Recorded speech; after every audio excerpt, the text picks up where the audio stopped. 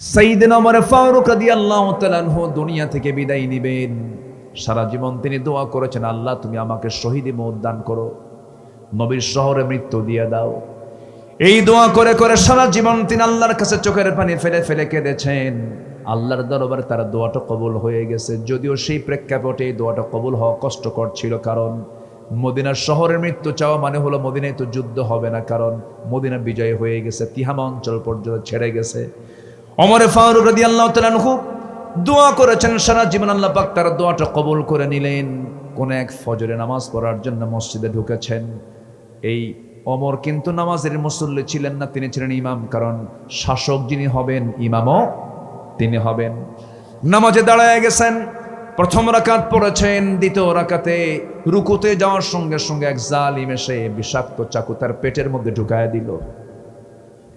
দাঁড়ায় গেলেন, নিজেকে সেভ করার জন্য চেষ্টা করলেন, পারলেন না। উপর্যপরি আরো দুইটা চাকু, দুইটা স্টেপ তলপেট বরাবর মেরে দিল, ভুঁড়ি কিছু অংশ বের হয়ে গেছে। ওমর ফারুক রাদিয়াল্লাহু তাআলা আনহু সেন্সলেস হয়ে জমিনে পড়ে গেলেন। কয়েক ঘন্টা চলে গেল, নামাজ তার 2 রাকাত শেষ হয় নাই, নামাজটা তার শেষ করতে পারেন নাই। সেন্স যখন ফিরে আসছে, ছেলে আব্দুল্লাহর দিকে তাকায় বলছে, আব্দুল্লাহ রে, আমার জন্য পানি আনো তো। 1 গ্লাস পানি আনলেন। আব্বা এই যে পানি পান করেন না। রে না আব্দুল্লাহ, আমার কোনো তৃষ্ণা নাই, আমার তো ফজর নামাজটা হয় নাই, ওযুর পানি দিয়ে আসো। জোরে বল সুবহানাল্লাহ। কার হক? সব হক ভুলবো আগে, সব হক ভুলতে পারি, কিন্তু প্রথম হক কখন আল্লাহর ভোলা যাবে না। কোনো হকই তো নষ্ট করা যাবে না, কিন্তু আল্লাহর হকটা সবচেয়ে গুরুত্ব কম না বেশি? বেশি। ওযুর পানি দিয়ে দাও। ওযুর পানি দেওয়া হলো, ওযু বানালেন। ওযু বানায়া এবার বলছেন, ও আব্দুল্লাহ, চোখের পানি ফেলো না, আমাকে হাসি মুখে বিদায় দিয়ে দাও। কাব্বা, আপনার জন্য ডাক্তার নিয়ে আসছি। ডাক্তার সামনে বসে গেছে, হাকিম সামনে বসে গেছে। ওমর ফারুক বলছেন, ওরে আব্দুল্লাহ, ডাক্তার কি বলে বলো। ডাক্তার বলছে, আমিরুল মুমিনিন, আপনার জন্য 1 গ্লাস দুধ এনেছে, আপনি দুধটা পান করেন। বিসমিল্লাহ বলে সেবন করলেন, কিন্তু দুধটা পেটে থাকলো না। সব দুধগুলো ওই যে নারী ফুটা হয়ে গেছে, সব দুধগুলো বাইরে বের হয়ে গেল। ডাক্তার জিহ্বায় কামড় মেরে চোখের পানি ফেলতে ফেলতে বলছেন, রোগী বাঁচাতে পারবো না, রোগী মারা যাবে। ওমর ফারুক বলছে, ডাক্তারে তুই বাঁচাবি কেমনে? কারণ আমি ওমর নাকের মধ্যে জান্নাতের ঘ্রাণ পেতেছি, আমি জান্নাতের ঘ্রাণ পাচ্ছি। ডাক্তার চলে যাচ্ছে, পায়ের দিকে তাকায় দেখেন তার পাজামার কাপড়টা গিরার নিচে পড়ে আছে। ওমর ফারুক বলছেন, ডাক্তার এইদিকে আসো, তুমি কি হাদিসটা পড়ো নাই? যার পাজামার কাপড় গিরার নিচে থাকবে, আল্লাহ রাব্বুল আলামিন তার দিকে কিয়ামতের দিন তাকাবেন না। লা ইয়ানজুরুল্লাহু ইয়াওমাল কিয়ামাহ। চিন্তা করে দেখুন, মৃত্যুর পূর্বেও তার দাওয়াতি কাজ বন্ধ হয় না। এটার নাম জিকির। আল্লাহু আকবার বলেন। সাইয়েদনা ওমর ফারুক রাদিয়াল্লাহু আনহু দুনিয়া থেকে বিদায় নেবেন। এবার বলছেন, আব্দুল্লাহ, আমি মনে হয় দুনিয়াতে আর বেশিক্ষণ বাঁচব না, মরে যাব। 2 বছর আগে আমার বন্ধু আবু বকরকে নবীর কবরের সঙ্গে তাকে শোয়া দিয়েছে। আমার বড় শখ, নবীর পাশে আমিও ঘুমাতে চাই, কিন্তু জায়গা তো আমার না, জায়গা তো আম্মা জান আয়েশা সিদ্দিকার। বলো তো, যাও তো আম্মা জান আয়েশা সিদ্দিকার কাছে গিয়ে বলো, আমার একটা চাহিদার কথা, আমার এই আবদারটা সে রাখতে পারে কিনা। তার জায়গা সে ইচ্ছে করলে দিতে পারে। গিয়ে যখন প্রস্তাব দিয়ে দিলেন, সঙ্গে সঙ্গে আম্মা জান আয়েশা কেঁদে ফেলে দিয়ে বলছেন, অর্ধ জাহানের শাসনকর্তা ওমরের মতো মানুষ আমার কাছে প্রস্তাব দিল, এই প্রস্তাবকে আমি কেমন করে প্রত্যাখ্যান করি? এই মুহূর্তে আমি আমার জায়গাটুকু ওমর ফারুকরে দান করে দিলাম। খালিদ বিন ওয়ালিদ রাদিয়াল্লাহু তাআলা আনহু মনক্ষুণ্ণ হয়ে বলছেন, হ্যাঁ, আমার বন্ধু কত যুদ্ধে শহীদ হয়ে গেল, আজকে আমি শহীদ হওয়ার সুযোগ পেলাম না। আজকে আমি সাধারণ মানুষের মতো বিছানায় কাঁপতে কাঁপতে মারা যাচ্ছি। ওমর ফারুক তাকে দেখতে আসলেন। দেখতে সে বলছে, খালিদ বিন ওয়ালিদ, তোমার মন খারাপ কেন? আমি কি তোমাকে কষ্ট দিয়েছি মনে হয়? কিনা আমি এই জন্য মনক্ষুণ্ণ নই। তিনি বলছেন, আমারে মাফ করে দিও। আল্লাহর কসম, তোমাকে সেনাপতি থেকে সৈনিক বানিয়েছি এই জন্য, কারণ তোমার প্রতি মানুষের একটা আস্থা চলে আসছে। সেটা হলো, তুমি যাও যেখানে বিজয় সেখানে, এই বিশ্বাস থাকলে শিরিক হয়ে যাবে। এই জন্য তোমাকে সেনাপতি থেকে সৈনিক বানায় দিয়েছি। আর তুমি আজকে মারা যাচ্ছ, কেন টেনশন করছো? আল্লাহ পাক তোমাকে শহীদের দরজা দিয়ে দিবেন খালিদ, কারণ ওয়া ইম্মাতা আলা ফিরাশিহি, যার দিলের মধ্যে শাহাদাতের তামান্না হৃদয়ে লালন হয়, আল্লাহ রাব্বুল আলামিন তাকে শহীদের দরজা তাকে দান করে দেন। জোরে কোন সুবহানাল্লাহ। আমার ভাইয়েরা, শিরকের কাছে যাওয়া যাবে না, শনিবারে বাঁশ কাটা যাবে না, মঙ্গলবারে বিয়ে হওয়া যাবে না, সকালবেলা বাকি দেওয়া যাবে না, বৃষ্টির দিন বিয়ে হলে পরে সারা জীবন তার চোখের পানি ফুরাবে না। দেখছেন, দেখেন কি হাদিস কইল, আছে এগুলো আছে। ট্রাকের পিছনে ছেঁড়া জুতা, ট্রাকের পিছনে এই আছে না, ট্রাকের পিছনে ছেঁড়া জুতা, আসতে নিয়ে দেখি কাঁঠাল গাছে গরুর না, গরুর দাঁত, গরুর কি, হ্যাঁ চাপালি, চাপালি না, হ্যাঁ ওটাকে কি বলে এলাকায়, সাবাল, সাবাল, সাবালি। আচ্ছা, ওই করে কি, কাঁঠাল গাছে কাঁঠাল ধরে না, গরুর দাঁত লাগায় দাও কাঁঠাল ধরবে। হাদিস, এগুলো হাদিস কন্থ, এগুলো বিশ্বাস করা যাবে? এরকম অসংখ্য শিরিক আছে, এই সমস্ত শিরিককে কখনো প্রশ্রয় দেওয়া যাবে না। বাচ্চার কান্না বন্ধ হয় না, বাচ্চার কান্না বন্ধ করার জন্য কত দাদি কত পন্থা অবলম্বন করে। বদনজর থেকে বাঁচার জন্য কপালে টিপ লাগায় দেয়, কোনায়, ডান কোনায় না বাম কোনায়, কোন কোনায়, কোন কোনায় দেয়, বাম কোনায় না ডান কোনায় দিয়ে দেয়। আমার দাদিকে একদিন বলছিলাম, দাদি আমি যখন ছোট ছিলাম আমার কপালে কিরকম টিপ লাগাইছে নাকি? হ্যাঁ অবশ্যই বাবা, কেন লাগাবে না, এটা লাগার দরকার, বদনজর। বললাম, দাদি হাদিস পাইছে কোথায়? আমার মা থেকে। কি কথা বলছেন?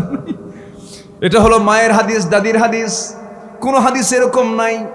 বদনজর থেকে বাঁচার জন্য দুইটা সূরা আল্লাহ রাব্বুল আলামিন দান করেছেন, সবাই নিয়ামত স্বরূপ বলবো আমরা, কুল আউযু বিরাব্বিল ফালাক মিন শাররি মা খালাক ওয়া মিন শাররি গাসিকিন ইযা ওয়াকাব ওয়া মিন শাররিন নাফাসাতি ফিল উকাদ ওয়া মিন শাররি হাসিদিন ইযা হাসাদ। জোরে বলুন আল্লাহু আকবার। সবাই বলেন, কুল আউযু বিরাব্বিন নাস মালিকিন নাস ইলাহিন নাস মিন শাররিল ওয়াসওয়াসিল খান্নাস আল্লাযী ইউওয়াসওয়িসু ফি সুদুরিন নাস মিনাল জিন্নাতি ওয়ান নাস। এই দুইটা সূরা যদি কোনো বান্দা সুন্দর করে পড়ে যদি পানিতে দম দিয়ে দেয় আর বুকে যদি ফু দিয়ে দেয়, গোটা শরীরটা ঝেড়ে নেয়, যদি আল্লাহর কসম করে বলি, মৃত্যু রোগ ছাড়া সমস্ত বদনজর থেকে, সমস্ত কুমন্ত্রণা থেকে আল্লাহ রাব্বুল আলামিন তাকে হেফাজত করেন। যেরকম সুবহানাল্লাহ। আর যত রোগ আছে সমস্ত রোগের ঔষধ একটা সূরা, সেটা হলো সূরা ফাতিহা। তাহলে সূরা ফাতিহা শিখলাম, ফালাক নাস শিখলাম, আরেকটা হচ্ছে সূরা ইখলাস। আমার রাসূল এই চারটা সূরা দিয়ে ফু দিতেন, ঝাড়ফুঁক করতেন, দম দিতেন।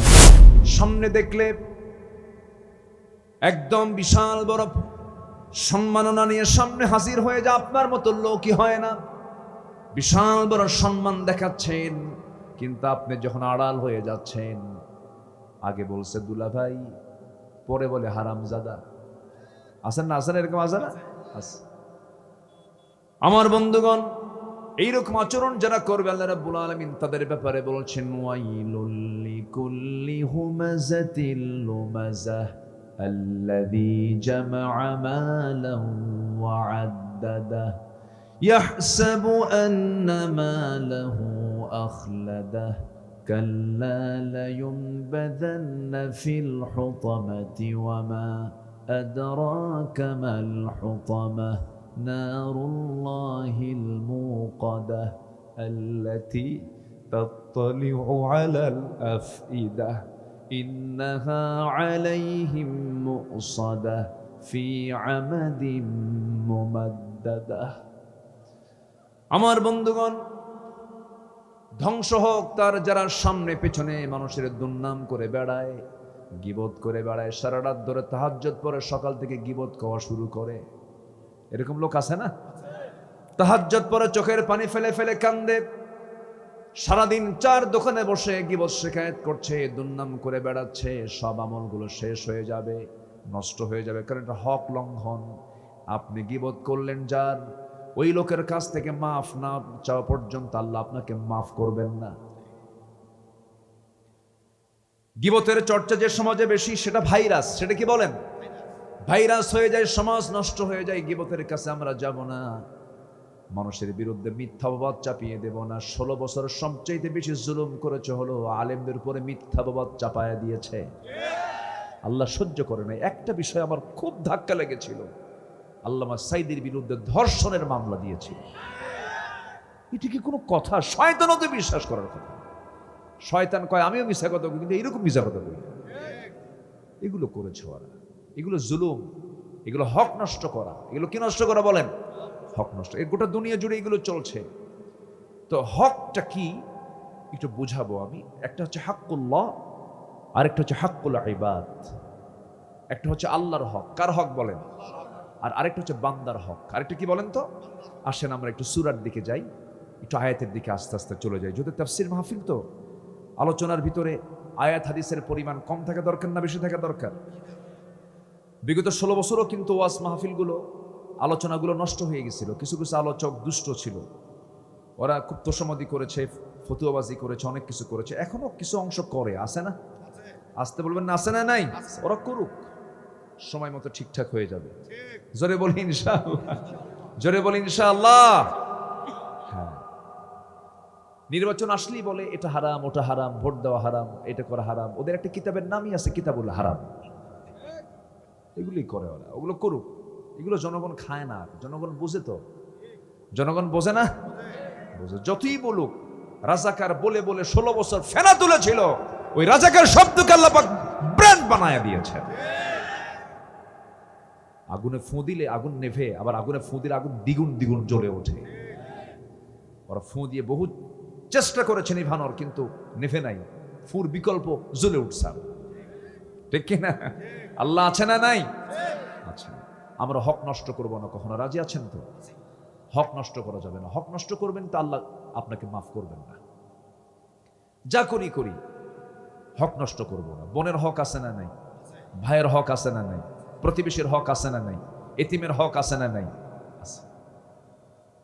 আল্লাহ রাব্বুল আলামিন সূরা নিসার 36 নম্বর আয়াতে বলছেন, وَاعْبُدُوا اللَّهَ وَلَا تُشْرِكُوا بِهِ شَيْئًا وَبِالْوَالِدَيْنِ إِحْسَانًا وَبِذِي الْقُرْبَى وَالْيَتَامَى وَالْمَسَاكِينِ وَالْجَارِ ذِي الْقُرْبَى والجار الجنب والصاحب بالجنب وابن السبيل وما ملكت أيمانكم إن الله لا يحب من كان مختالا فخورا জোরে বলুন আল্লাহু আকবার।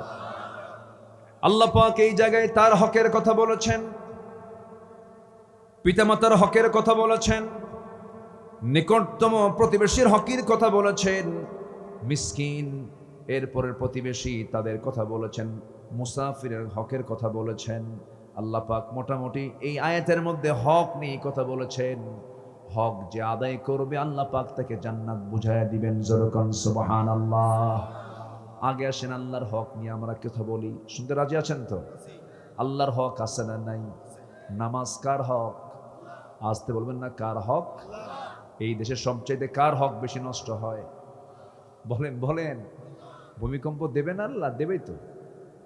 আল্লাহর হকই তো আদায় হয় না। নামাজটা কার হক? আল্লাহর হক। মসজিদ কান্দে, মসজিদ কি করে? কাঁদে। মসজিদে মুসল্লি নাই, মসজিদ পাকা, এসি লাগানো, শীতাতপ নিয়ন্ত্রিত মসজিদ, সব পাকা মসজিদ। ইমানগুলো কাঁচা হয়ে বসে আছে। আর আগের মসজিদটা ছিল কাঁচা, ইমান ছিল পাকা। আমার নবীর মসজিদ কি ছিল? কাঁচা। কপালে মাটি লেগে যেত। খেজুর পাতার বিছানা ছিল, খেজুর পাতা দিয়ে বেড়া ছিল, খেজুরের গাছ, খেজুরের গুল দিয়ে, খেজুরের কাণ্ড দিয়া পিলার ছিল। ছোট্ট মসজিদে বেলাল আজান দিতেন মুখে মুখে, সে আজানটা আর শাজিম পর্যন্ত পৌঁছে গেছে। যেরকম সুবহানাল্লাহ। নামাজের মধ্যে প্রাণ পেতে হবে। যখন আপনি দেখবেন নামাজের মধ্যে আপনি মজা পাচ্ছেন না, ছেঁচড়া শয়তান ধরছে। কি শয়তান? ছেঁচড়া এই এলাকায় এই ভাষা আছে তো নাকি? রংপুরের ভাষার মধ্যে কিন্তু মজা আছে, বলি আলহামদুলিল্লাহ। রংপুরের মানুষ রটা বাদ দিয়ে দেয়। বাড়ি কোথায়? অংপুর। দেখেন কি ঠিক আছে না? বাড়ি কোটে? অংপুর বাহে, হ্যাঁ অংপুর। র পারে না, হ্যাঁ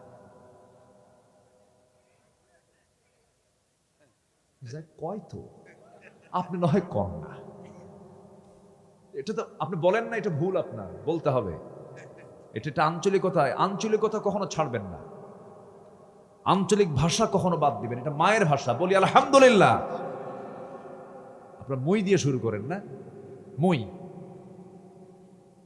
আর কিছুক্ষণ আগে যে বক্তা ওয়াজ করে গেছে ওরা শুরু করে আই। কি দিয়া? মই মানে আমি, আর ওরা আই মানে আমি। ওরা ইংলিশ ঢুকায় দেয়। ওরা কি ঢুকায় দেয়? এই তো ভাষা। কত ভাষা যে আল্লাহ পাক দুনিয়াতে জুড়ে দিয়েছেন।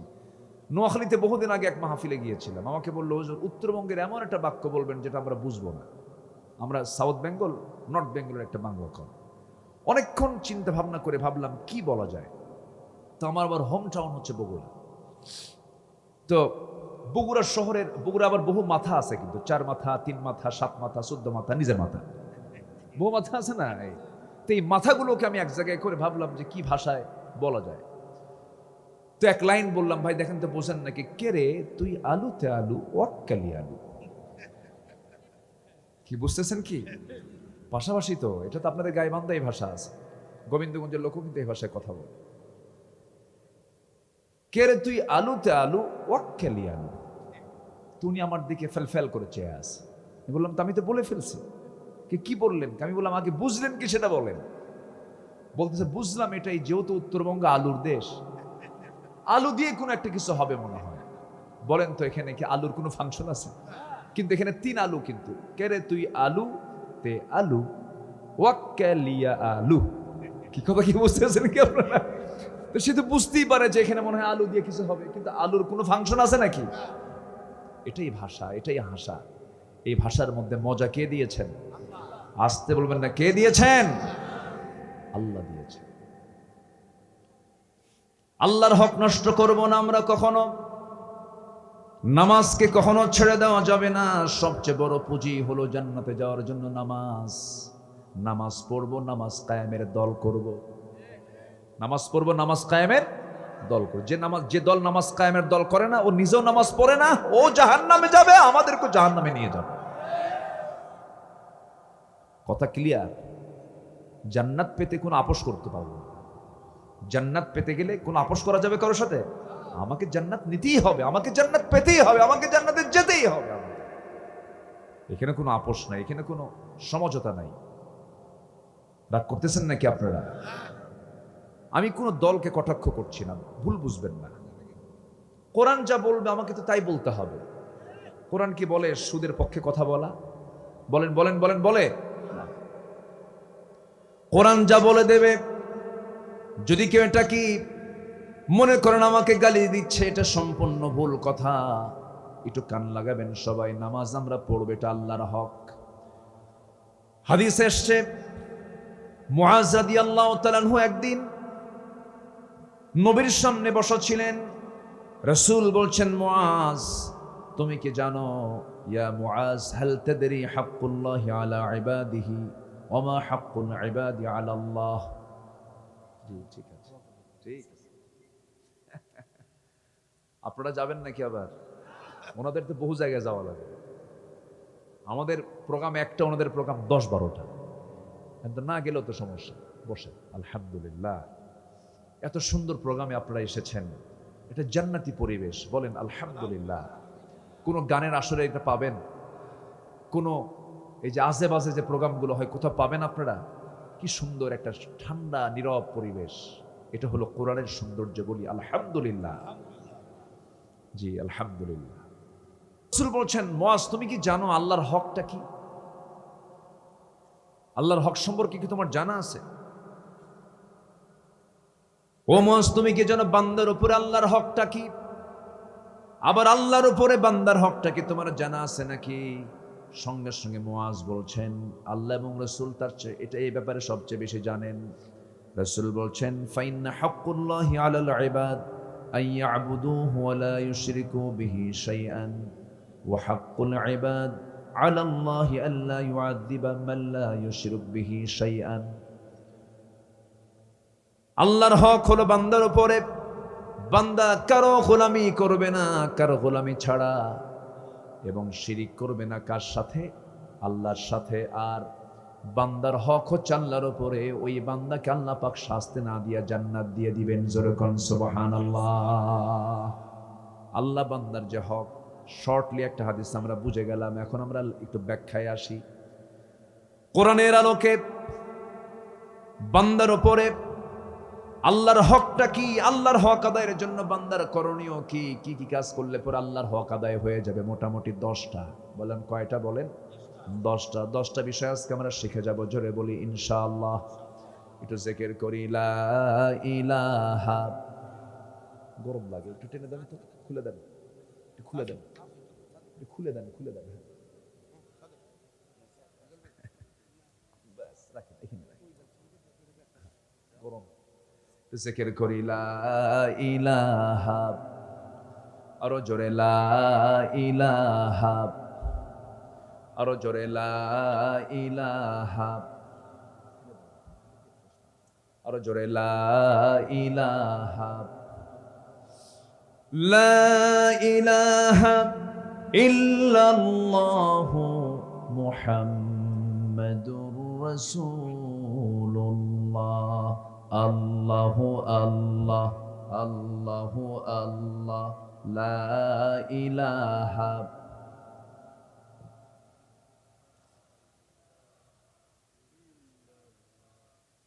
লা ইলাহা ইল্লাল্লাহু মুহাম্মাদুর রাসূলুল্লাহ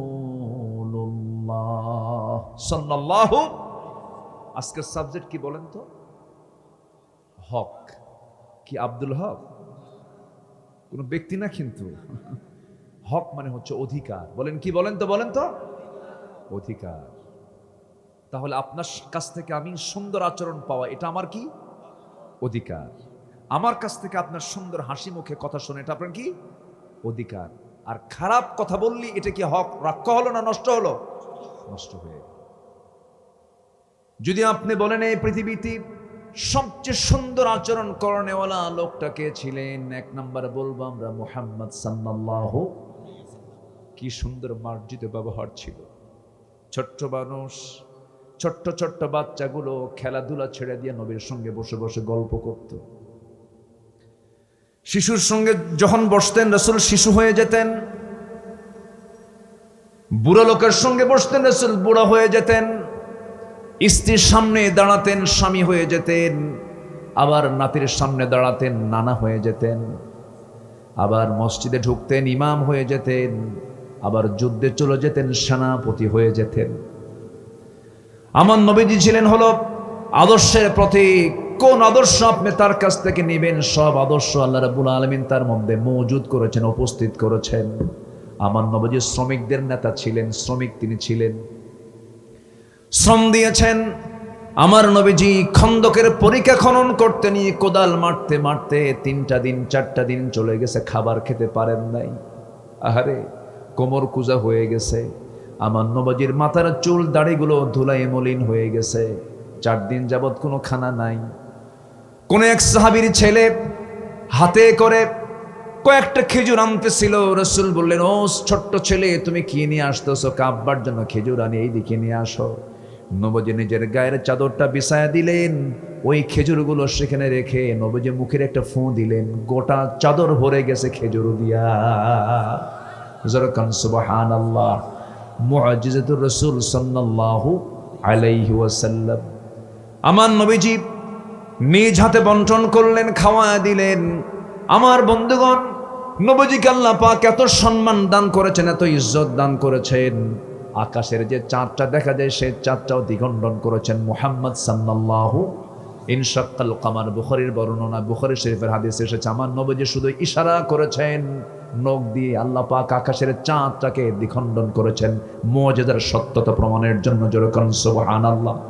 তিনি যে রাসূল এটাকে প্রমাণ করার জন্য প্রশ্ন এসেছে, আল্লাহ রাসূল নখটা দিয়ে শুধু ইশারা করেছেন, ভাগ হয়ে গেছে। যেরকম সুবহানাল্লাহ। ছোট্টবেলায় রাসূল মা আমিনার ঘরে, বলেন কার ঘরে? মা আমিনার ঘরে আমার নবীজি ছোট্ট রাসূল, নবজাতক রাসূল, শিশু মুহাম্মদ সাল্লাল্লাহু আলাইহি সাল্লাম। আবু তালেব একদিন বলতেছেন, রাসূলের চাচা কাফের চাচা। কি চাচা? তাও ব্যবহার ভালো না খারাপ। নবীজি তার সঙ্গে খারাপ আচরণ করেছেন না ভালো আচরণ করেছেন? ভালো। আপনার প্রতিবেশী হিন্দু হোক, আপনার ব্যবহার কখনো খারাপ করা যাবে না। আপনার প্রতিবেশী নিম্ন শ্রেণীর, আপনি হয়তো মনে করছেন যেটাই হোক না কেন, মানুষ কখনো নিম্ন শ্রেণী হয় না। মানুষ তো মানুষই, মানুষ তো মানুষই। কোনো মানুষকে ছোট চোখে দেখবো না। সেই সময় আমি যখন ভিতরে ঢুকতেছিলাম মাহফিল থেকে, একটা বাসায় ঢুকতেছে আজকেই, দেখি আমার সবার সামনে একটা প্রতিবন্ধী লোক, প্রতিবন্ধী পর্যন্ত যে অটিস্টিক, একটু বোঝে কম, হুঁশ কম, একদম সামনে। আসসালামু আলাইকুম। একজন বলছে, ভাই এই তুমি সরো। না না, আপনি সরাবেন কেন? ও আমাকে দারুণ ভালোবাসে, মোহাব্বত করে বলে, সামনে চলে এসেছে, বুকের মধ্যে জড়িয়ে ধরলাম। আপনি কি জানেন আপনার সন্তানটা যেটা সবচাইতে অসুস্থ অথবা বোকা অথবা পাগল, সেটাই হলো আপনার জান্নাতে যাওয়ার অন্যতম কারণ। যেরকম সুবহানাল্লাহ। বাচ্চা কখন অসুস্থ হলে রাখবেন না, এটা হক। এটা কি বলেন? এটা আল্লাহ পাক আপনাকে পরীক্ষার জন্য দিয়েছেন, তুই সন্তানের কি হক আদায় করতে পারিস। অনেকের আগের ঠেলায় বলে মরেও না, আছে কিনা আছে কিনা আছে কিনা আছে কিনা, এগুলো করা যাবে না। কখনো ফকিরকে আন্ডার এস্টিমেট করবো না, শ্রমিককে আন্ডার এস্টিমেট করবো না। আমার দেশের মানুষের মধ্যে একটা খারাপ আচরণ হলো, দেখবেন গাড়ির যারা হেল্পার, ড্রাইভার, এদের সঙ্গে খুব খারাপ আচরণ করে, আছে না? রিক্সাওয়ালার সঙ্গে খারাপ কথা বলে, থাপ্পড় মারে। কেন? এগুলো হক নষ্ট হয়ে যায়। প্রত্যেকটা মানুষকে আল্লাহ পাক সম্মান দান করেছে। মানুষের দাম আছে না নাই বলেন তো? ওটা কার সৃষ্টি? আমরা কার সৃষ্টি? কাউকে কখনো খাটো চোখে দেখবো না আমরা, এটা বান্দার হক। আমার নবীজি ছোট্ট, আমার রাসূল মার পেট থেকে কেবলই জন্ম নিয়েছেন, 3 দিন মাত্র বয়স। কয়দিন বলেন? 3 দিন মাত্র বয়স। 3 দিন, তৃতীয় রাত্রিতে আবু তালেব বলছেন, বাদেজা মুহাম্মদ একটা কথা বলি। যখন দিন নবী হয়ে গেছেন বলতেছেন, একটা কথা বলি, বলেন। এবার তিনি বলছেন, চাচা কি বলতে চান বলুন। আবু তালেব বলছেন, ভাতিজা আমি তোমাকে ছোট্টবেলায় তোমার একটা দৃশ্য দেখেছিলাম, এটা কতটুকু সত্য আমি জানি না। কি চাচা বলেন? এবার বলছেন, আবু তালেব বলছেন, তোমাকে দেখার জন্য আমি, তোমার বয়স যেদিন 3 দিন, তোমাকে দেখতে গেলাম, তোমার বাড়িতে দেখতে গেলাম। তোমার মা তোমাকে কোলে নেয় না, আকাশের চাঁদনি আকাশ নিচি তোমাকে একা ফেলে রেখে দূরে দূরে থাকে, আর চোখের পানি ফেলে ফেলে কান্দে। কিন্তু আমি লক্ষ্য করে দেখলাম সেই রাত্রিতে তুমি একা আছো, কিন্তু তোমার ডান হাতটা যখন বাম দিকে যায়, আকাশের চাঁদটা বাম দিকে যায়।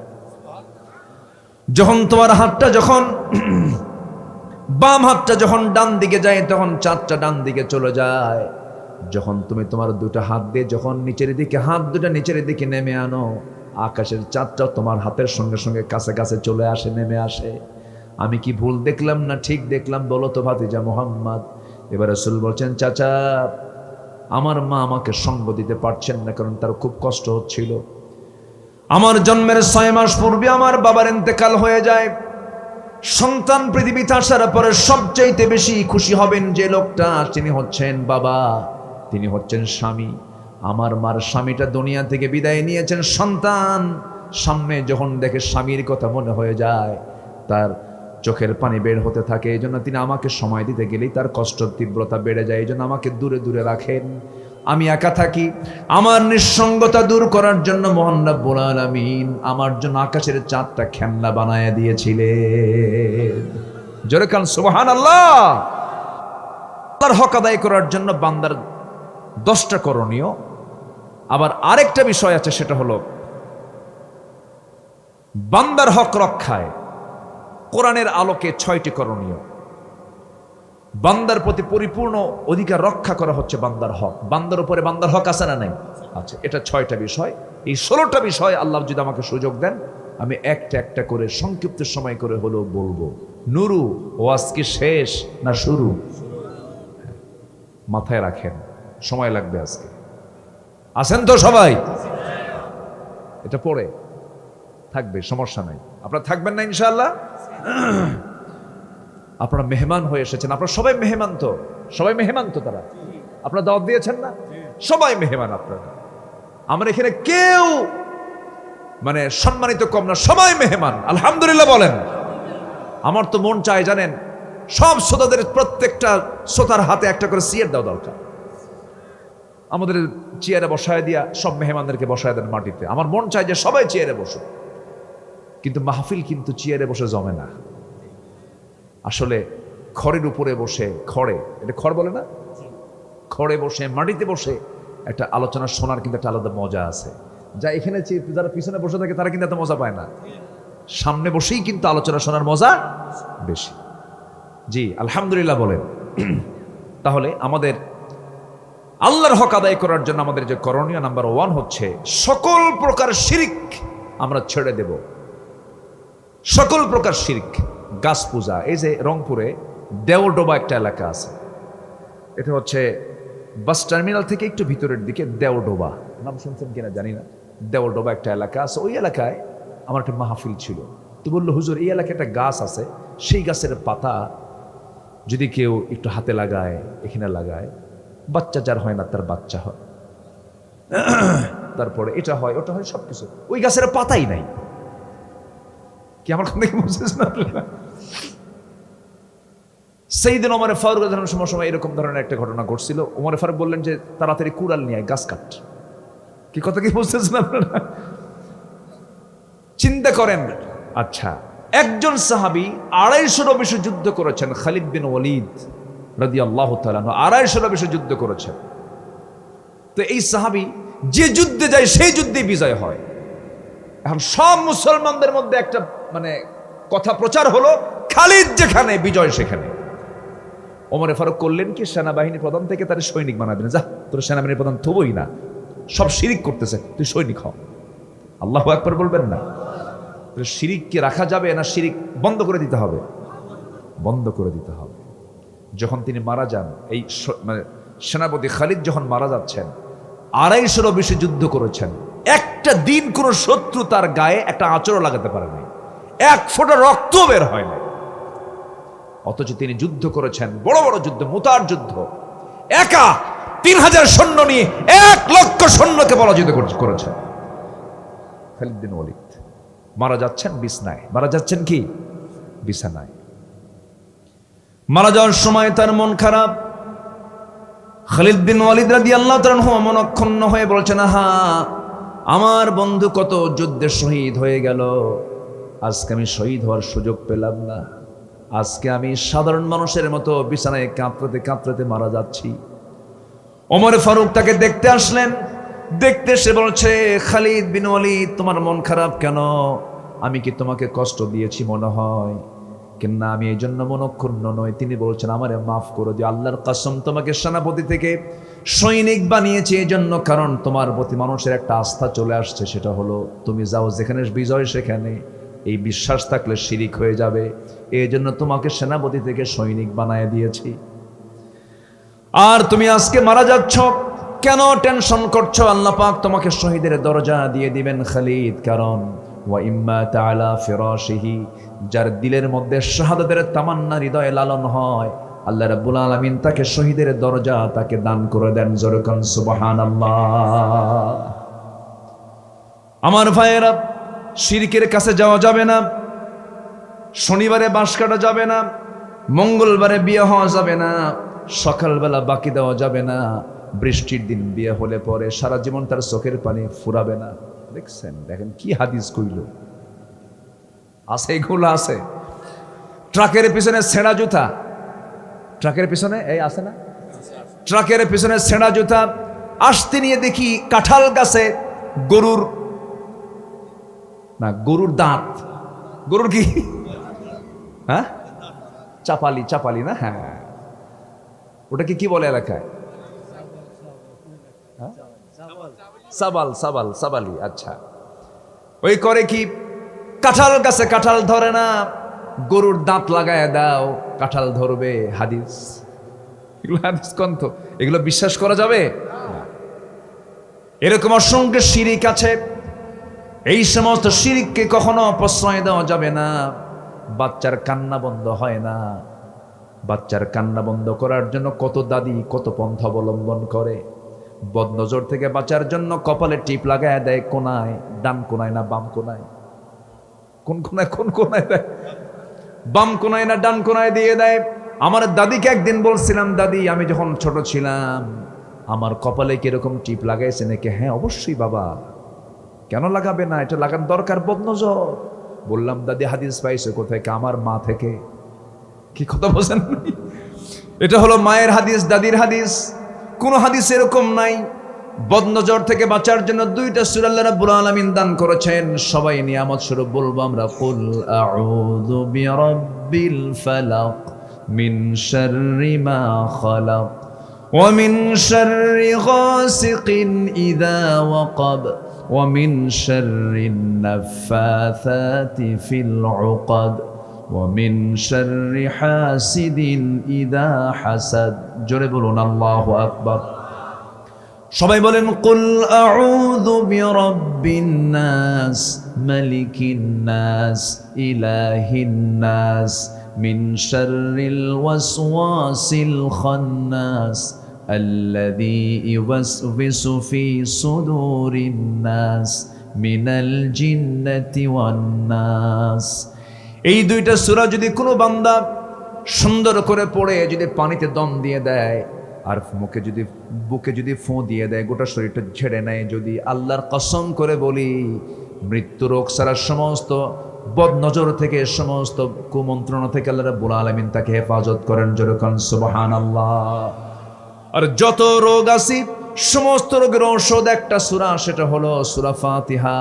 তাহলে সূরা ফাতিহা শিখলাম, ফালাক নাস শিখলাম, আরেকটা হচ্ছে সূরা ইখলাস। আমার রাসূল এই চারটা সূরা দিয়ে ফোঁ দিতেন, ঝাড়ফুঁক করতেন, দম দিতেন। কিন্তু হুজুরদের কাছে গেলে দেখবেন কোন হুজুর কিন্তু জোরে কয় না, আস্তে আস্তে কয়। কারণ আস্তে আস্তে যদি না বলে, জোরে বললে কেউ যাবেই না তার কাছে। সূরা ফাতিহা আমিও পারি, কি ঠিক কিনা বলেন? গোমর ফাঁক করে দিলাম আজকে, গোমর ফাঁস। কারো কাছে যাওয়ার দরকার নেই, আপনার অসুখ আপনি ফোন দিয়ে ঠিক করে নেবেন, কি ঠিক কিনা বলেন? আমার বন্ধুগণ, শিরকের ধারে যাওয়া যাবে না। নাম্বার 1 হলো শিরিক না করা। এটা কার হক? আসতে বলেন, কার হক? আল্লাহর হক। আল্লাহ সবচেয়ে বেশি খেপে যান যখন বান্দা শিরিক করে। দুনিয়ার দল যারা করবে তারা শিরিক করে। দল করতে হবে কার? এটা কার হক? আল্লাহর হক। দুনিয়ার দল করলে এটা আল্লাহর হক নষ্ট হয়ে গেল। আল্লাহ রাব্বুল আলামিন বলেন, আমার দলের ভিতরে তুমি যখন অন্তর্ভুক্ত হয়ে যাবে, তখন তুমি ক্ষমতায় গেলে পরে তুমি 4টা কাজ করবে। নাম্বার 1 হলো নামাজ কায়েম করবে, যাকাত আদায় করবে, সৎ কাজের আদেশ দেবে, অসৎ কাজের বাধা দেবে। এই 4টা কাজ। বলুন তো 54 বছর যারা ক্ষমতায় ছিল সব তো মুসলমান, একটা আইন কি এখান থেকে পাশ করছে নাকি? কেউ পাশ করেছে? কেউ করে নাই। শুধু মদের আইন পাশ করছে, সুদের আইন পাশ করেছে, বেশ্যাবৃত্তির লাইসেন্স দিয়েছে, আকাম কুকাম করার জন্য সিনেমার অনুমোদন দিয়েছে, ঠিক কিনা? সব দেখা শেষ, আমরা আর দেখতে চাই না এগুলো। যুবকরা, আমরা খুব আশাবাদী তোমাদের উপরে। তোমরা আগামীর বাংলাদেশ তোমরা চালাবে ইনশাল্লাহ। বলেন, প্রথম রক্ত ঝরেছে রংপুর থেকে, ঠিক কিনা? প্রথম রক্ত ঝরেছে কোন জেলা থেকে? বলেন, কোন জেলা থেকে? রংপুর। রংপুরের রক্ত আগে প্রথম ঝরেছে। সেই রংপুরবাসীকে জানিয়ে দিতে চাই, আবু সাইদ মুগ্ধ, শরীফ ওসমান হাদি, এদের রক্তকে আমরা বৃথা যেতে দেব না। এই রক্তের বদলা হচ্ছে আগামীর দিন, কোরআনের দিন। এবং এই রক্তের বদলা হচ্ছে এই 3 শরীফ ওসমান হাদি সহ যাদেরকে হত্যা করা হয়েছে, প্রত্যেকটি হত্যার বিচার বাংলার জমিনে বাস্তবায়ন হতে হবে। রাজি আছেন কারা কারা? হাত উঁচু করে দেখা।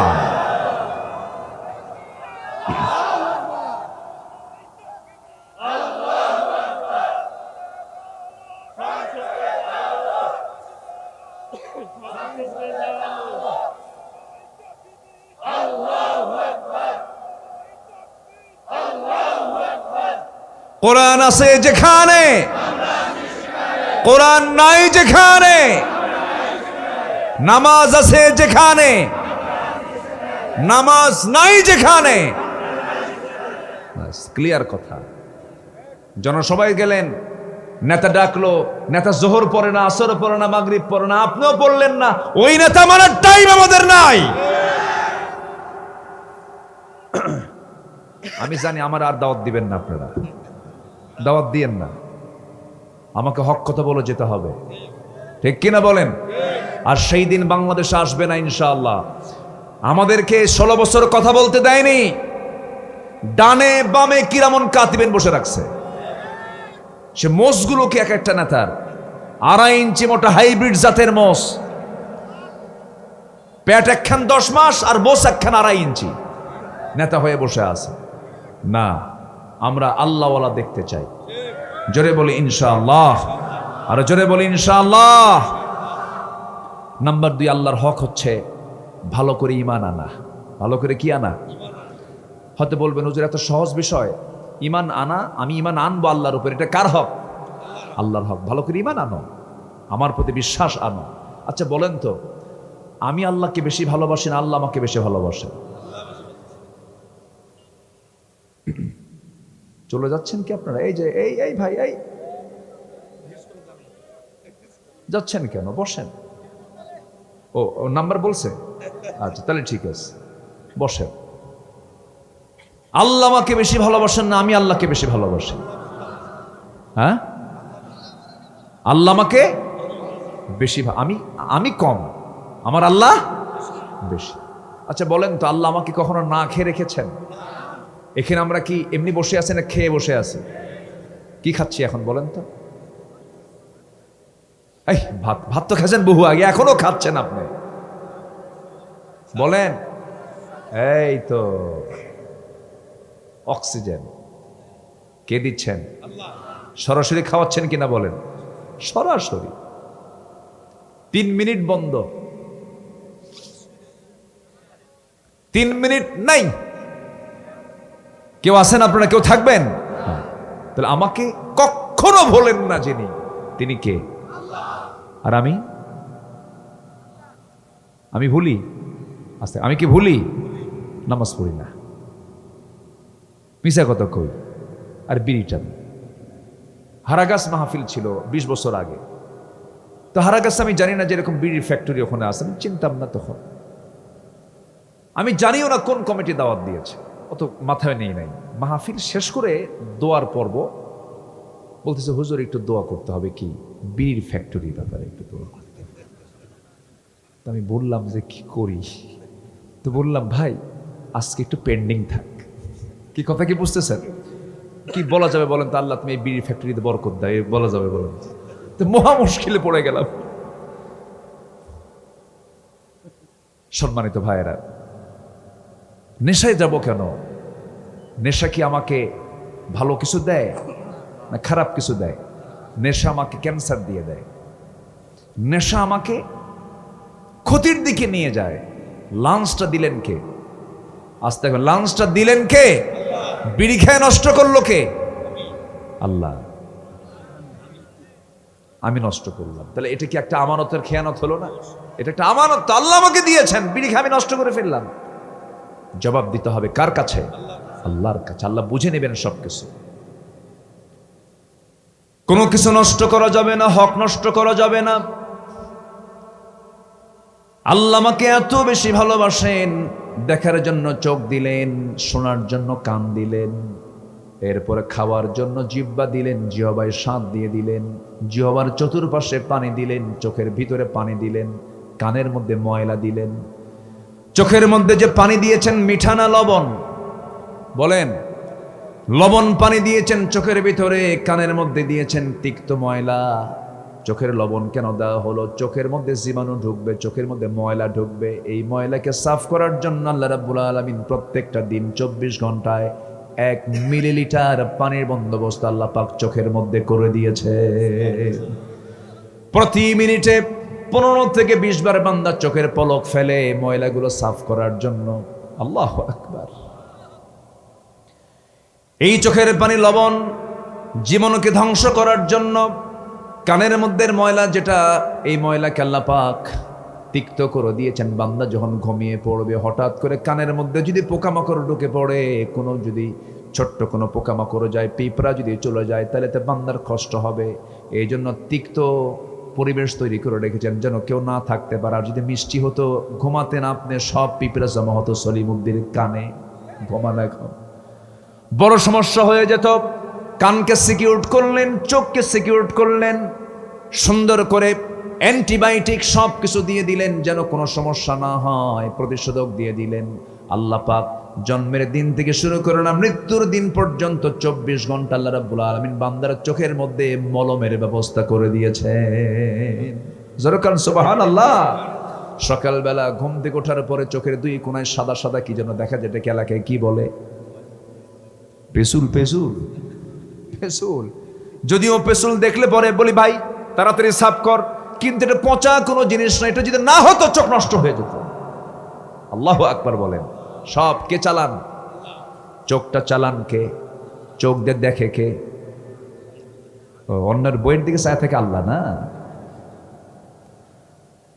আল্লাহ চালান দেখি আমি, আল্লাহ চালান দেখি আমি। ভালো কিছু দেখবো না খারাপ কিছু দেখবো?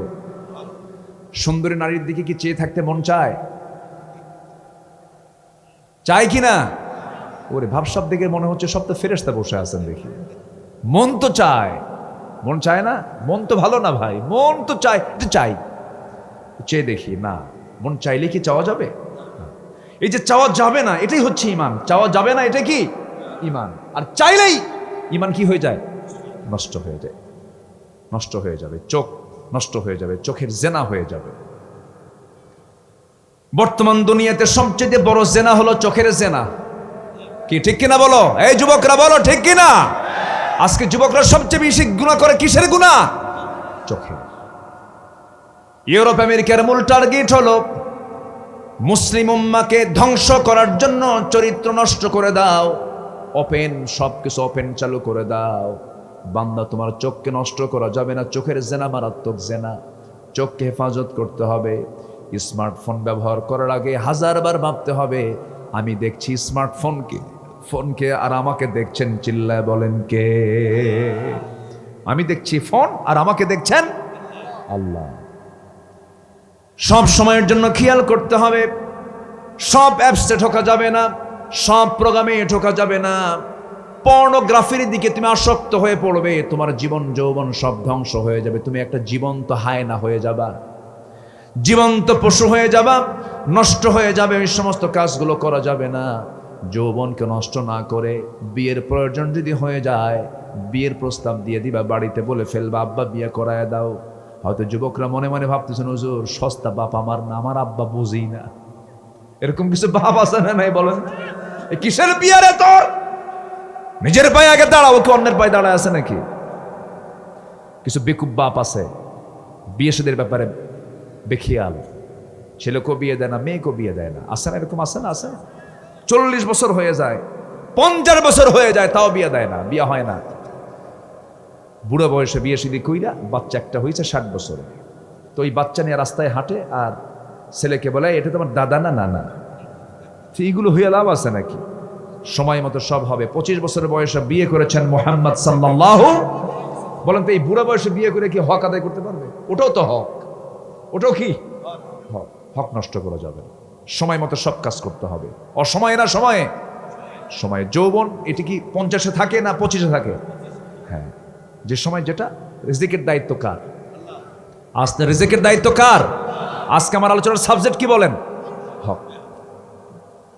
হক ছাড়বো না আজকে। বোনকে সম্পদ বুঝায় দেয় না এমন ভাই আছে না নাই? আছে। মায়েরা কি আসছে মাহফিলে? এই লাইনটা খুব খুশি হবে মায়েরা, হুজুর ভালো করে রাখো। বোনকে দেয় না সম্পদ, ম্যাক্সিমাম ভাই এই দোষে একদিন আসামি হবে আল্লাহর আদালতে। বোন যদি সম্পদ চাইতে আসে, ভাইয়ের চোখের আট দেখলেই বোন থরথর করে কাঁপে, মনে হয় ফেরাউন ছায়া আছে। এরকম ফেরাউন মার্কা চেহারা আছে না নাই? মানে বোন চাইলো কেন? অপরাধ। যাবে কেন? আপনি দিয়ে দিবেন। একই থলে থেকে আসে, একই মারপেট থেকে আসে, আপনার দিতে সমস্যা কি? একই বাবা থেকে আপনার আসে, দিতে সমস্যা কি? আপনার দিয়ে দিবেন, যার যেটা দেওয়া দিয়ে দিবেন। কিন্তু এমন চালাকের চালাক, বোনের সম্পত্তির ধান বিক্রি করে ওই ধান বেচা টাকা দিয়ে ওমরা করতে যায়, আছে না নাই? ওমরায় যায়, ওমরা টোমরা কইরা আসার সময় আজওয়া খেজুর, জমজম পানি আর সোনার মদিনা থেকে সোনার একখান চেন বোনের জন্য নিয়ে আসে। বোন পাবে 1 কোটি টাকার জায়গা, চেন নিয়ে আসে 2 লাখ টাকা। আসার পরে বলে, বোন তাড়াতাড়ি আসো। বোনকে ডাক দিয়ে বলে, বোন খুব ভালোবাসি তোমাকে, তুমি আমার বোন, তোমার জন্য মদিনায় কেঁদেছি, তোমার জন্য মক্কায় কেঁদেছি, কাবার দরজা ধরে ধরে তোমার নামে দোয়া করছি। এই যে তোমার জন্য আজওয়া খেজুর আনলাম, খাও, জমজম পানি আনলাম, পান করো। আসো বোন, এইদিকে আসো, মাথাটা একটু নিচু করো, তোমার গলায় আমি নিজের হাতে, এই যে আমার হাত দিয়ে হাজারা আসো ছুঁয়ে আসছি, তোমার জন্য সোনা একখান সেন তোমারে দিয়ে দিলাম। বোন একটা কথা বলি, রাগ করবা নাকি? কি ভাই বলো? অংশ নিলে কিন্তু ধ্বংস হয়। কত বড় বদমাইশ! কি কথা কি বুঝতেছেন? তাহলে ওই যে নিয়ত করে যে বাড়ি থেকে বের হয়েছে, মক্কায় মদিনায় আসা যাওয়া পর্যন্ত সবগুলো হলো শয়তানের টার্গেট হয়ে গেল সব, ঠিক কিনা? কি হক রক্ষা না হক নষ্ট হলো? নষ্ট হয়ে গেল। আপনার উমরা কবুল হবে না, হজ কবুল হবে না, সব আপনার পয়মাল হয়ে যাবে। কারণ তিলকা হুদুদুল্লাহ, সূরা নিসার মধ্যে আসছে, এগুলো হচ্ছে আল্লাহর সীমা, এগুলোকে নষ্ট করা যাবে না। যার যে প্রাপ্য বুঝায় দাও। ভাইটা মারা গেছে ছোট্ট ছেলে রেখে, আপনি চাচা, ভাতিজার সম্পদ আপনার হাতে আছে। মিঠাপুকুরের সঠিবাড়ির হাইওয়ের পাশে জায়গার দাম আর এই গ্রামের জায়গার দাম কি একরকম না ভিন্ন রকম?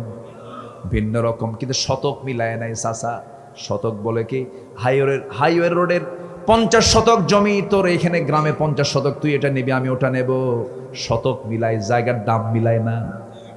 আছে না নাই বলেন? এটা কি হক রক্ষা না হক নষ্ট? যারা এতিমের মাল মেরে খাবে, আল্লাহ বলেছেন তারা যেন তাদের পেটের মধ্যে জাহান্নামের আগুন উঠায় নিল। হক নষ্ট করব না, জোরে বলি ইনশাআল্লাহ। আজকের ওয়াজে খুব একটা মজা পাবেন না, কারণ আজকের ওয়াজে আসবে না, খেলে যাবে। ওই যে বোনের কাছে যাবে, এতিমের কাছে চলে যাবে। কি কষ্ট পাচ্ছেন নাকি? চলে যাক, জান্নাতটা আসুক, ঠিক আছে না? এগুলো চলে গেলে সমস্যা আছে নাকি? আসতে হবে কি? জান্নাত। শোনেন, যায় না, চলে যায় না, ভুল কথা। আপনি যদি অবৈধভাবে কারো কাছ থেকে কিছু নেন, হারাম যদি ঢুকান, আপনার পেট ফুটা হবে, আপনার পেটে টিউমার হবে, অথবা একটা কিছু হবে, ওটা বের ওই এক টিউমারই 3 কোটি শেষ। কি কথা কি বোঝা গেল? ওটা হজম হবে না। এই জন্য হারামের কাছে আমরা যাব না, কোনো হক নষ্ট করব না, জোরে বলি ইনশাআল্লাহ। প্রতিবেশীর হক আছে না নাই? আসতে বলবেন না, আছে না নাই? প্রতিবেশীর হকটা কি রাসূল বলেছেন, আমার উম্মতের যদি কষ্ট না হতো, প্রতিবেশীকে আমি সম্পত্তির ওয়ারিস বানায় দিতাম। কিন্তু হারে এমনও প্রতিবেশী আছে, এমনও লোক আছে যার প্রতিবেশীকে বিয়ের অনুষ্ঠানে দাওয়াত দেয় না। আছে আছে আছে আছে আছে কিনা বলেন? গরিব মানুষ বিয়ের দাওয়াত পায় না। মুখ ফোড় মানুষ, সামনে সামনে কয়, এটা কোনো কথা নাকি? আমার ভাইয়েরা, গরিব মানুষ প্রতিবেশী, কোটিপতি মানুষ গরিব মানুষকে দাওয়াত দিলে সে কি দেবে? উপঢৌকন দিতে পারবে না, মান সম্মান চলে যাবে, তাকে দাওয়াত দেয় না। আমেরিকায় থাকে বন্ধু, লন্ডনে থাকে বন্ধু, তাকে দাওয়াত দেয়, সে ফ্লাইটে করে আসে, দাওয়াত খেয়ে যায়। কিন্তু এই গরিব প্রতিবেশীর এই যে দুঃখ, এই যে কষ্ট, এই যে মনের কষ্ট তোমার লেগে যাবে, বড় ক্ষতি তোমার হয়ে যাবে। কারণ এই প্রতিবেশীর ব্যাপারে রাসূল বলেছেন, প্রতিবেশী সবচাইতে বড় আস্থাভাজন, সবচেয়ে কাছের মানুষ। বলেন তো, দূরের আত্মীয়, দূরে থাকা আত্মীয় আগে না প্রতিবেশী আগে? বলেন বলেন, কে আগে? আপনি এক্ষুনি মরে যান, আপনার জানাজার প্রয়োজন হবে, কাফনের প্রয়োজন হবে, দাফনের প্রয়োজন হবে, কবরের প্রয়োজন হবে। আমেরিকা, লন্ডন থেকে আত্মীয় আসবে, কখন? ওই প্রতিবেশী গরিব মানুষটা করবে কি? কোদাল নিয়ে বের হবে, কবরটা খনন করবে, কুড়াল নিয়ে বের হবে, বাঁশ কাটবে। আর একজন করবে কি? কাফনের কাপড় কেনার জন্য স্থানীয় বাজারে চলে যাবে, কাফনের কাপড়টা কিনে আনবে, সুন্দর করে ওই দূরের আত্মীয় স্বজন আপনার কিছু করতে পারলো না, ওই গরিব প্রতিবেশীটাই আপনার জন্য জানাজার আয়োজন করলো, গোসল করায়া দিল, কাফন দাফন করায়া দিল। এই জন্য বলি প্রতিবেশীর হক দূরের চাইতে পরে না আগে, এটা হক। এটা কি বলেন? হক। এই কথাগুলো আমরা মানার চেষ্টা করব। প্রতিবেশীর ঘর আপনার ঘর, পাশাপাশি আপনার ঘরের পিছনে প্রতিবেশীর ঘর, নিজস্ব কোনো জায়গা নাই রাস্তা চলাচল করার জন্য, আপনার জায়গা দিয়ে যায়। হঠাৎ করে একদিন গন্ডগোল হলো, গন্ডগোলের মধ্য দিয়ে দুপুরবেলা দেখা গেল রাস্তার ঠিক মাঝখানে খোঁটা। এটা মনে হয় মিঠা পুকুরে নাই, আছে? হ্যাঁ,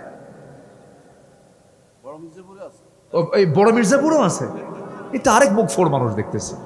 আমি খুব মজা পাই আপনাদের এলাকায় মাহফিল আসলে পরে। আপনারা খুবই প্রাণবন্ত, আপনারা খুবই উজ্জীবিত, আপনারা খুবই সুশিক্ষিত মানুষ, আলহামদুলিল্লাহ। 60 সেকেন্ড। একজন কইল ফজর নামাজ পড়ে যাবো এখান থেকে। ও কালকের থেকে? আচ্ছা আচ্ছা, ঠিক আছে। সবাই কি ফজর পড়বেন আপনারা? বাড়িতে ফজর পড়া হবে তো ইনশাআল্লাহ? এটা কার হক? আসতে বলবেন না, কার হক? জিকির কখনো ভোলা যাবে না। সাইয়েদনা ওমর ফারুকের নাম শুনেছেন? কয় নাম্বার খলিফা বলেন? কয় নাম্বার? বহুদিন আগে আমার প্রায় কথাটা মনে হয়, এক মাহফিলে বললাম, কে আছেন ওমর ফারুককে চিনেন? সামনে থেকে এক ছেলে দাঁড়ায় বলে, হুজুর আমি চিনি। কে? আমাদের বাড়ির দোতলায় ভাড়া থাকে। এই ওমর সে ওমর না, এই ওমর হচ্ছে সেই ওমর যাকে দেখলে শয়তানও ভয় পেত। আল্লাহু আকবার বলেন। আমার দেশে একটা ওমর দরকার, সব ঠিক হয়ে যেত, ঠিক কিনা বলেন? আবু জেল যা ছিল সব সোজা করতেন এই ওমর। আল্লাহু আকবার। আল্লাহর জিকিরটা কাকে বলে দেখেন, আল্লাহর হকটা কি? সাইয়েদনা ওমর ফারুক রাদিয়াল্লাহু তাআলা আনহু দুনিয়া থেকে বিদায় নেবেন, সারা জীবন তিনি দোয়া করেছেন, আল্লাহ তুমি আমাকে শহীদি মওত দান করো, নবীর শহরে মৃত্যু দিয়ে দাও। এই দোয়া করে করে সারা জীবন তিনি আল্লাহর কাছে চোখের পানি ফেলে ফেলে কেঁদেছেন। আল্লাহর দরবারে তার দোয়াটা কবুল হয়ে গেছে, যদিও সেই প্রেক্ষাপটে এই দোয়াটা কবুল হওয়া কষ্টকর ছিল। কারণ মদিনার শহরের মৃত্যু চাওয়া মানে হলো মদিনায় তো যুদ্ধ হবে না, কারণ মদিনা বিজয় হয়ে গেছে, তিহামা অঞ্চল পর্যন্ত ছেড়ে গেছে। ওমর ফারুক রাদিয়াল্লাহু তাআলা আনহু দোয়া করেছেন সারা জীবন, আল্লাহ পাক তার দোয়াটা কবুল করে নিলেন। কোন এক ফজরে নামাজ পড়ার জন্য মসজিদে ঢুকেছেন।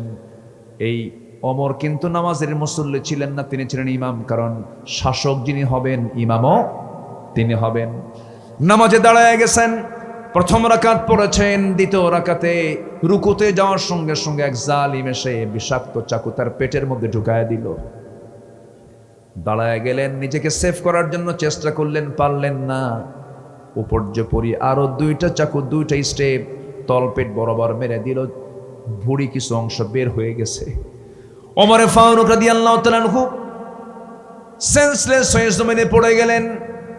কয়েক ঘন্টা চলে গেল, নামাজ তার 2 রাকাত শেষ হয় নাই, নামাজটা তার শেষ করতে পারেন নাই। সেন্স যখন ফিরে আসছে, ছেলে আব্দুল্লাহর দিকে তাকায় বলছে, আব্দুল্লাহ রে, আমার জন্য পানি আনো তো। 1 গ্লাস পানি আনলেন। আব্বা এই যে পানি পান করেন না। রে না আব্দুল্লাহ, আমার কোনো তৃষ্ণা নাই, আমার তো ফজর নামাজটা হয় নাই, ওযুর পানি দিয়ে আসো। জোরে কান সুবহানাল্লাহ। কার হক? সব হক ভুলবো আগে, সব হক ভুলতে পারি, কিন্তু প্রথম হক কখন আল্লাহর ভোলা যাবে না। কোনো হকই তো নষ্ট করা যাবে না, কিন্তু আল্লাহর হকটা সবচেয়ে গুরুত্ব কম না বেশি? বেশি। ওযুর পানি দিয়ে দাও। ওযুর পানি দেওয়া হলো, ওযু বানালেন। ওযু বানায়া এবার বলছেন, ও আব্দুল্লাহ, চোখের পানি ফেলো না, আমাকে হাসি মুখে বিদায় দিয়ে দাও। কাব্বা আপনার জন্য ডাক্তার নিয়ে আসছি। ডাক্তার সামনে বসে গেছে, হাকিম সামনে বসে গেছে। ওমর ফারুক বলছেন, ওরে আব্দুল্লাহ, ডাক্তার কি বলে বলো? ডাক্তার বলছে, আমিরুল মুমিনিন আপনার জন্য 1 গ্লাস দুধ এনেছে, আপনি দুধটা পান করেন। বিসমিল্লাহ বলে সেবন করলেন, কিন্তু দুধটা পেটে থাকলো না। সব দুধগুলো ওই যে নারী ফুটা হয়ে গেছে, সব দুধগুলো বাইরে বের হয়ে গেল। ডাক্তার জিহ্বায় কামড় মেরে চোখের পানি ফেলতে ফেলতে বলছেন, রোগী বাঁচাতে পারবো না, রোগী মারা যাবে। ওমর ফারুক বলছে, ডাক্তারে তুই বাঁচাবি কেমনে? কারণ আমি ওমর নাকের মধ্যে জান্নাতের ঘ্রাণ পেতেছি। আমি জান্নাতের ঘ্রাণ পাচ্ছি। ডাক্তার চলে যাচ্ছে, পায়ের দিকে তাকায় দেখেন তার পাজামার কাপড়টা গিরার নিচে পড়ে আছে। ওমরে ফারুক বলছেন, ডাক্তার এইদিকে আসো, তুমি কি হাদিসটা পড়ো নাই? যার পাজামার কাপড় গিরার নিচে থাকবে আল্লাহ রাব্বুল আলামিন তার দিকে কিয়ামতের দিন তাকাবেন না। লা ইয়ানজুরুল্লাহু ইয়াওমাল কিয়ামাহ। চিন্তা করে দেখুন, মৃত্যুর পূর্বেও তার দাওয়াতি কাজ বন্ধ হয় না। এটার নাম জিকির। আল্লাহু আকবার বলেন। সাইয়েদনা ওমর ফারুক রাদিয়াল্লাহু আনহু দুনিয়া থেকে বিদায় নেবেন। এবার বলছেন, আব্দুল্লাহ, আমি মনে হয় দুনিয়াতে আর বেশিক্ষণ বাঁচব না, মরে যাব। 2 বছর আগে আমার বন্ধু আবু বকরকে নবীর কবরের সঙ্গে তাকে শোয়া দিয়েছে। আমার বড় শখ, নবীর পাশে আমিও ঘুমাতে চাই, কিন্তু জায়গা তো আমার না, জায়গা তো আম্মা জান আয়েশা সিদ্দিকার। বলো তো, যাও তো আম্মা জান আয়েশা সিদ্দিকার কাছে গিয়ে বলো, আমার একটা চাহিদার কথা, আমার এই আবদারটা সে রাখতে পারে কিনা। তার জায়গা সে ইচ্ছে করলে দিতে পারে। গিয়ে যখন প্রস্তাব দিয়ে দিলেন, সঙ্গে সঙ্গে আম্মা জান আয়েশা কেঁদে ফেলে দিয়ে বলছেন, অর্ধ জাহানের শাসন করত ওমরের মতো মানুষ আমার কাছে প্রস্তাব দিল, এই প্রস্তাবকে আমি কেমন করে প্রত্যাখ্যান করি? এই মুহূর্তে আমি আমার জায়গাটুকু ওমরে ফারুকরে দান করে দিলাম। জোরে কোন সুবহানাল্লাহ। এই প্রসঙ্গ কেন আনলাম? জিকির কখনো ভোলা যাবে না। জিকিরটা কার হক? কার হক বলেন? জিকির মানে হলো কোরআন তেলাওয়াত, জিকির মানে হলো নামাজ, জিকির মানে হলো আল্লাহর আইন কানুনকে মেনে নেওয়া, জিকির মানে হলো সবসময় জন্য কার বিধানকে স্মরণ করা? আল্লাহর বিধানকে স্মরণ করা। ব্যবসা করতে আল্লাহর জিকির আছে না নাই? আসতে বলেন না, আল্লাহর জিকির আছে না নাই? ব্যবসা আল্লাহর জিকির মানে হলো ওজনে কম বেশি না দেওয়া। এটা হলো কার জিকির? আল্লাহর জিকির। আমার ভাইয়েরা, আল্লাহর হক আদায় করার জন্য 10টা কাজ। 2 নাম্বার বললাম, আল্লাহর প্রতি ঈমান ভালো করে আনতে হবে। নাম্বার 3 হলো ভয় কাউকে করা যাবে না, ভয় একমাত্র কাকে করতে হবে? এক জায়গায় না সব জায়গায়? এক জায়গায় না সব জায়গায়? নাম্বার 4 হলো আল্লাহর বিচারে ফয়সালা মেনে নেওয়া। আল্লাহ তাআলা যে বিচার করবেন, যা ফয়সালা দিয়েছেন তাকে মেনে নেওয়া। এটা হচ্ছে কার হক? আল্লাহর হক। নাম্বার 5 হলো নামাজ আদায় করা। নামাজটা কার হক? আল্লাহর হক। নাম্বার 6 হলো হজ করা। কার হক? এই যে যুবকরা কি যে চুল কাটে, বুঝলেন? 2 দিকে চুল নাই, পিছনে চুল নাই, একদম কাউয়া কাটিং। চতুর্দিকে একদম চামড়া বের করা, মাথার উপরে সেন্ট মার্টিন দ্বীপ আছে না নাই? কয়টা ঠিক করি কোন? আল্লাহ চুল দিছে কি সব জায়গায় সমান করে দেয় নাই? সব জায়গায় সমান করে দিছে। সমান করে রাসূল সারা জীবন তার চুল ছিল ঝাঁকড়ানো, চুলে হাত দেননি, শুধু গলার কি কানের লতি পর্যন্ত অথবা ঘাড় পর্যন্ত আসছে, কেটে ফেলেছেন। এটা ছিল সুন্নাহ। আর এখন চুলের ডিজাইনগুলো কি? যখন বলে, এই ছেলে তুমি ডিজাইনটা পাইছো কোথায়? হুজুর বুঝবেন না, আপনি তো আধুনিকতা বোঝেন না। কি কোথায় পাইছো? এটা কার মডেল? মেসি। তুমি কে? নেইমার। তুমি কি? কুত্তা। আছে না নাই? প্যান্ট পরে, ইদানিং প্যান্টগুলো দেখেন, প্যান্ট পরে না, প্যান্ট যে প্যান্টে নামাজ হয় না, প্যান্টের হাঁটু ফাটা। হাঁটু কি ফাটা? আচ্ছা, ফাটা প্যান্টের দাম বেশি না ভালো প্যান্টের দাম বেশি? বল, দেখছেন মুরব্বী? ফাটা প্যান্টের দামই তো থাকার কথা না। ফাটা প্যান্টের দামই বেশি, 8,000, আর ভালো প্যান্টের দাম 800 টাকা। কম কথা, ফাটা প্যান্ট নিয়ে আসছে, হাঁটু দেখা যায়, হাঁটু দেখা যায়। এই হলো ডিজাইন। পুরুষ মানুষ হাতে বালা পরে, গলায় মালা পরে, কানে আবার দুলো লাগায়, আছে না নাই? এগুলো বাদ দাও, এগুলো করা যাবে না। এই মাইকলা ওয়াজ বেশি শোনে কে কোন? তো নামাজ পড়তে হবে, কিন্তু কিছু হয় না, দেখছেন কিচ্ছু হয় না। মাইকের এত প্রশংসা করলাম, নামাজ পড়বেন কিনা বলেন? অবশ্যই। আল্লাহ কবুল করুন, জোরে বলি আমিন। হজ। নাম্বার 7 হলো সিয়াম পালন করব, আমরা রোজা রাখবো। শুধু রমজান মাস না, সারা বছর? সারা বছর, সব দিন না। আমার নবী যে মাঝে মাঝে রোজা রেখেছেন, ভেঙেছেন। সোমবার, বৃহস্পতিবার রোজা রাখতেন মুহাম্মদ সাল্লাল্লাহু। যখন যুবক তোমার মধ্যে হয়তোবা এরকম নফস খুব ডিস্টার্ব করছে, ওয়াসওয়াসা দিচ্ছে, সমস্যা হচ্ছে, রোজা রাখবা, দেখবে তোমার একদম মাইন্ড ফ্রেশ হয়ে গেছে। আলহামদুলিল্লাহ। যখন খুব খারাপ লাগে, ওযু করে লম্বা সেজদা দিবা, ঘন্টার পর ঘন্টা সেজদায় থাকবা, এর চাইতে চূড়ান্ত প্রশান্তি আর কোথাও পাবা না। জোরে কোন সুবহানাল্লাহ। এগুলো কার হক? আল্লাহর হক।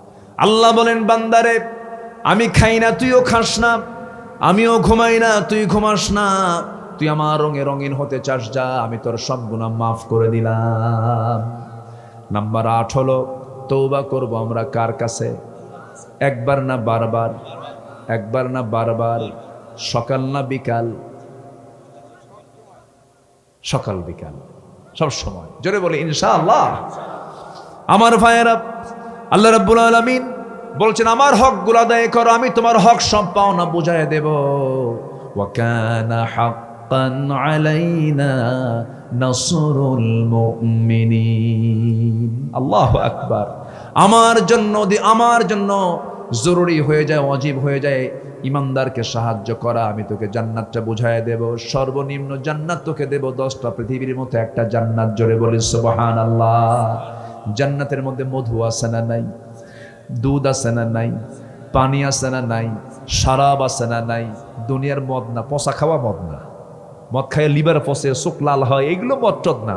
আল্লাহ পাক জান্নাতে যে শরাবটা দিবেন, যৌবন শক্তি আরো ডাবল হয়ে যাবে, ব্রেন উল্টা পাল্টা হবে না, ব্রেন আরো সতেজ হবে। আল্লাহু আকবার বলেন।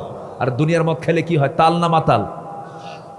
মদ খায়া ডাবল খাইছে, ডাবল বোতল খায়া বাড়ির দরজা এসে বলতেছে, এই, দরজা ডাকতেছে রাত 3টার দিকে, ধমকাচ্ছে, দরজা খোল তাড়াতাড়ি। বউ এখন মনে মনে কয় খাইছে তো, দরজা খুলি কেমনে? দরজা খুললি তো থাপ্পড় মারতে পারে, মাথা তো ঠিক নাই। বড় ছেলেকে ডাক দে, বলে বাজান তুই একটু আয় তো, তোর বাপ আসছে। ছেলেকে সামনে নিয়ে দরজা বার খুলছে, খোলা মাত্র দেখে চোখ লাল টকটকা। বউয়ের দিকে তাকায় বলে, আম্মা আসসালামু আলাইকুম। যখন নাউজুবিল্লাহ। বউ কয়, তুমি একটা কাম করলা, পাশে ছেলে দাঁড়ানো, তার সামনে তুমি আমার আম্মা কও। ছেলের দিকে তাকায় ভাই, দুলা ভাই আসসালামু আলাইকুম। তো দুনিয়ার মদ খেলে তো এরকমই হবে। দুনিয়ার মধ্যে তাল না মাতাল, ওই লোকের হাতে জীবনের কোনো দাম নাই, সে যা তা করতে পারে। কিন্তু জান্নাতের যে শরাব আল্লাহ পাক দিবেন, এটা হবে ফল মিশ্রিত জুস, ন্যাচারাল, যা খেলে পরে জীবন যৌবন ডাবল হয়ে যাবে, কোনোদিন কেউ বুড়া হবে না। জোরে কোন সুবহানাল্লাহ। আচ্ছা, কেউ কি বুড়া হতে চায়? যারা বুড়া হয়েছেন তারা কি ভাল লাগে? ভাল লাগে না, খালি মনে হয় আহারে আহারে, কি কি বুঝতেছেন কি? লাইতা শাবাব ইয়াউদ, লাইতা শাবাব ইয়াউদ, আহারে যৌবন যদি আবার ফিরে পেতাম। এই দুনিয়া শুধু আফসোসই হবে, কিন্তু জান্নাতে ঢুকলে কোনো বুড়ার কোনোদিন বুড়া হবে না, ওরাও যুবক হয়ে যাবে। আল্লাহু আকবার বলে। ওই বুড়ি যে বুড়ি ছিল আপনার দুনিয়াতে, ও যদি জান্নাতে যায়, ওই বুড়িও ষোড়শী হয়ে যাবে। সুবহানাল্লাহ বলে। জান্নাতে গিয়ে আবার আল্লাহ পাক তাদেরকে বিয়ে পড়ায় দিবে। কেউ তো সুবহানাল্লাহ কয় না রে, আরো জোরে সুবহানাল্লাহ। শুধু বুড়ি পাবেন না, সাথে আরো হুরও পাবেন। আল্লাহ পাক পুরুষদেরকে আরো হুর দিয়ে দিবেন, তাদের সঙ্গে বিয়ে পড়ায় দিবেন। কোরআন বলছে তাদেরকে ওয়াজাওয়াজনাহু, এবং তাদের মাঝে বিয়ে হয়ে যাবে, আল্লাহ পাক বিয়ে পড়ায় দিবেন। জোরে কোন সুবহানাল্লাহ। তবে হুরের গল্প যেন স্ত্রীর সামনে বেশি না বলেন। এই গল্প কিন্তু দিনের বেলা করতে পারেন, সকালবেলা সমস্যা। রাতের বেলা যদি একই বালিশে অথবা একই লেপের তলে যদি বলেন, তুমি জানো আল্লাহ পাক জান্নাতে কিন্তু আমাদেরকে হুর দেবে, এই কথা বলা মাত্রই দেখবেন উত্তর পাবেন, তুমি ওই দিক হইয়া শুয়ে থাকো, হুর নিয়ে আমার দিকে তাকাবা না। কি কথা কি বুঝতেছেন? আল্লাহ পাক নারীকে বানাইছেন এমন ভাবে, এরা ভাগ দেবে না। কি ঠিক কিনা? ঠিক কিনা? ঠিক কিনা? এটা ভালো, এটা আপনাকে ভালোবাসে, এটা মোহাব্বত করে, এটা ভালো দিক, এটা নেগেটিভ কোনো দিক নয়। আল্লাহ তুমি এলাকার সকল ভাইদেরকে পর্দার পরিবেশ মেনে চলে পরিবারকে চালানোর তৌফিক দান করুন। জোরে বলি আল্লাহুম্মা আমিন। সম্মানিত ভাইয়েরা, নাম্বার 9 হচ্ছে সকল কিছুর উপরে কাকে ভালোবাসবো আমরা, এটা কার হক। নাম্বার 10 হচ্ছে সর্বক্ষণ আমরা দোয়া যখন করব, কার কাছে দোয়া করব? চাইবো কার কাছে? জুতার ফিতা ছিঁড়ে গেছে, কার কাছে? দেখেন আস্তে আস্তে কয়, জুতার ফিতা ছিঁড়ছে, কার কাছে বলবো? আল্লাহ বলছেন আমার কাছে চা। ইন্না লিল্লাহ কম। জুতার ফিতা ছিঁড়ছে, কি বলবো? ইন্না, আমার কাছে চাও। আল্লাহ ছোট হোক বড় হোক সবকিছু আমরা কার কাছে চাবো? আগে আল্লাহর কাছে চাও। আল্লাহ বেশি খুশি হন। আল্লাহর কাছে বললে আল্লাহ বেশি খুশি হন, আর বারবার বললে আরো বেশি খুশি হন। জোরে বলে সুবহানাল্লাহ। এগুলো কার হক? আল্লাহর হক। ফজর পড়বেন কারা কারা? দেখেন তো কারা কারা হাত তোলে নাই, ওদেরকে চিনে রাখেন। ফজর পড়বেন কারা কারা? জোরে বলি ইয়া আল্লাহ, আমাদেরকে ফজর, জোহর, আসর, মাগরিব, এশা, 5 ওয়াক্ত সালাত আদায় করার তৌফিক তুমি আল্লাহ দিয়া দাও। জোরে বলি আমিন, আরো জোরে আমিন, আরো জোরে আমিন। আল্লাহ কি কারো হক আদায় করতে কমতি করেন? এমনকি একটা পাখিরও হককে আদায় করেন। আচ্ছা বলেন তো, পাখির জীবন উন্নত না আমার জীবন উন্নত? লাইফ স্টাইল কার ভালো বলেন? আধুনিক লাইফ স্টাইল কার? পাখির না আমাদের? পাখি চলে আকাশ পথে, আপনি কোন পথে চলেন? হ্যাঁ, মিঠাপুকুর থেকে মাঝে মাঝে, এখন তো রাস্তা ভালো হয়েছে মাশাআল্লাহ, ভালো রাস্তায় জাম লাগলে পরে রংপুর মেডিকেলে পৌঁছতে 3 ঘন্টাও লাগতে পারে। পাখির স্থলভাগে না আকাশ পথে? কি স্থলপথে না আকাশ পথে? সে কি কোনোদিন মাটি দিয়ে চলে? ওর সব সময় কোন পথ? আকাশ পথ। আর আপনি আকাশ পথে যাবেন, সৈয়দপুর যান, আকাশ পথে যাবেন ঢাকা যান, তাও 3 ঘন্টা জাম, বিমান উড্ডয়ন করবে না, ফগ কুয়াশা। পাখির কোনো ঝামেলাই নাই, ও একটু বাইরে বের হবে বাতাস খেতে, তাও ফ্লাইট, বিমান। কেউ তো সুবহানাল্লাহ বলবেন। আচ্ছা, বাবুই পাখির বাসা সুন্দর না আমার আপনার বাসা সুন্দর? আমার বাসার মধ্যে ব্যবসা গরম, এসি ছাড়া উপায় নাই, আর ওর এসি লাগেই না, যখন একটু গরম লাগে ঘুরায় নাই। সুবহানাল্লাহ বলবেন না? কি করে নাই? ঘুরায় নাই, দোল খায়, আস্তে আস্তে দোল খায়ের বাতাস লাগে। ওর মধ্যে আবার 3টা room, bedroom, common room, drawing room.